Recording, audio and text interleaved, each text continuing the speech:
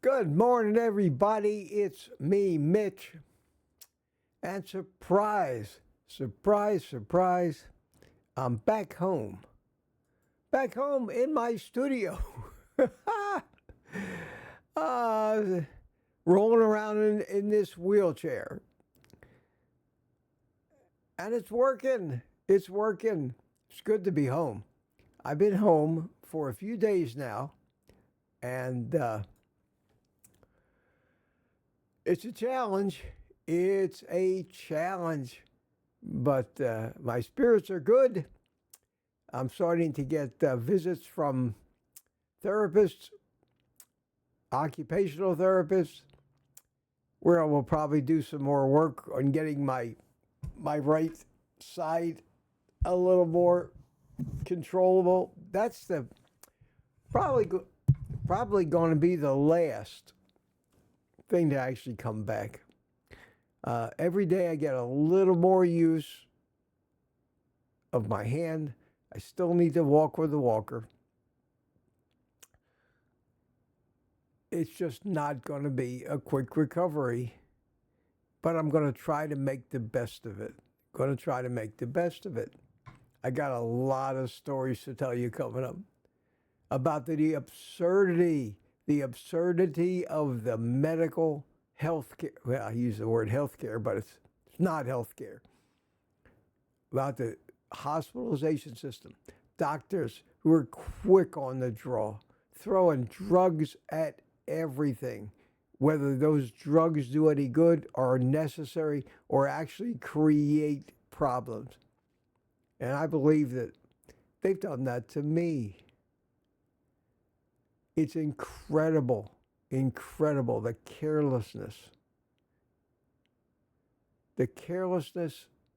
that they show in trying to so-called treat people based on insufficient information, inadequate testing, insurance companies refusing to pay for things that really should be done, and doctors who have been taught all the wrong things.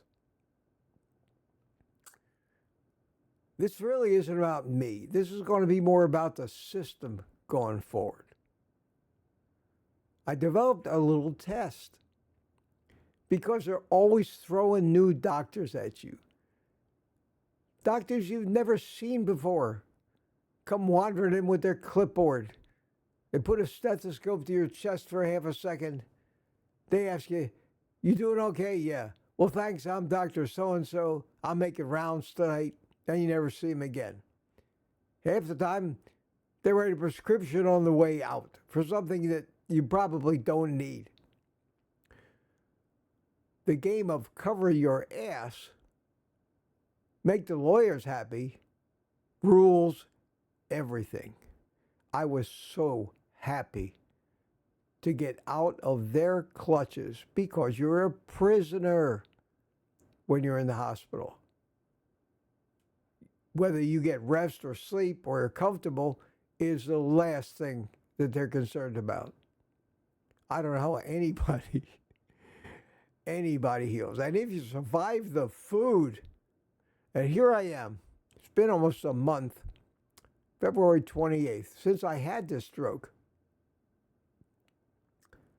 And I'm finding myself having to get fat adapted now, and I'm paying the price for it. Because while I was in the hospital and the rehab center, they fed me so much adulterated food, even no matter how hard I tried. I got to the point where I was eating bacon and eggs 3 times a day, but I damn well know they were cooking those eggs in seed oils. I got re-addicted to sugar again. I found myself helpless. They had refrigerators full of ice cream and Jell-O and all that crap. And me, even with what I knew, I found myself 4 or 5 times a day heading for a sugar fix. So now that I'm home and eating good food, it's going to take me a week or two to stop having these stupid sugar cravings that I was able to keep at bay for 2.5 and more years, they don't know or care. They still think that eating the meat and the fat caused all the things, all the problems that they're seeing exploding. It is a criminal enterprise. I'd almost rather just die than allow myself to be taken back into their clutches and slowly poisoned. I'm sorry if that sounds tough, but the system we have right now, really, unless it involves fixing something that actually broke, like a bone, is as far as I'm concerned, a criminal enterprise. Yeah, I'm angry, but after all this, it just proves to me that I was doing the right thing. And I'm going to continue to do it, and I'm going to continue to talk about it. And I'm going to talk about it from a position of more anger and frustration at what they do to the poor people who go to them for help. It's awful. But on the brighter side, I'm back. I'm going to start doing live streams maybe later this week, if not next week at the latest. I'm going to do the best I can. I'm going to interact with you. We're going to drink the coffee if we got it. And onward. I'm going to continue to forge forward as long as I'm able, and hopefully getting better and better. It will probably take, realistically, months for me to recover full use of my right side of my body. Until then, I'll do whatever it takes. I can work the mouse with my left hand. I can push the buttons with my left hand. I can talk somewhat intelligently and intelligibly. And inside, I'm still the same guy. And hopefully we can have a little fun and learn something. And I can tell you some of those hair-raising stories that you've ever heard about my journey through the medical system that lasted over 3 weeks. And luckily, it didn't kill me. So my friends, we'll call that an update for today. Hopefully I'll see you Thursday or Friday. I'll post a video the day before for Morning Coffee with Mitch. I'll get all set up in here. Maybe things may be a little different as far as the special effects and the music and stuff. Depends how I can arrange these push buttons so I can reach them. I'm not going to do it from outside. I'll do it from inside in the studio here. And as you can see with my right hand, it's still hard for me. I can get up here to the button. I can probably push the button. Let me try to push the camera button. There we go.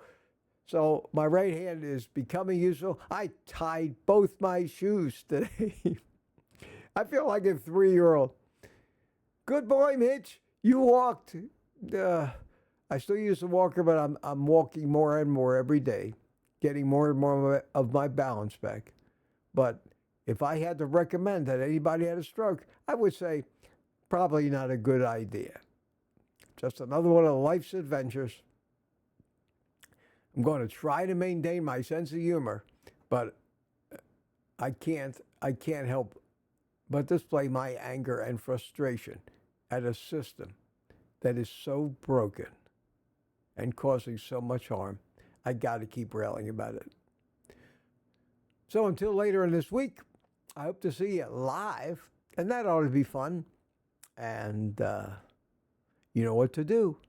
Take the rest of the day off and eat meat.